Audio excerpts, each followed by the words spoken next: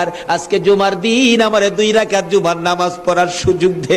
ও নবীর উম্মতেরা, নবীর আশিকেরা, হুসাইনের আশিকেরা গো, এই 2 রাকাত নামাজ জুমার নামাজ ছাইরো না, আমার নবীর শাফায়াত নসিব হবে না। রক্তে লাল হইয়া যদি হুসাইন 2 রাকাত জুমার নামাজ পড়তে পারে গো, আজকাল থেকে কথা দিতে হবে জীবনে কোনোদিন জুমার নামাজ ছাড়তে পারবা না।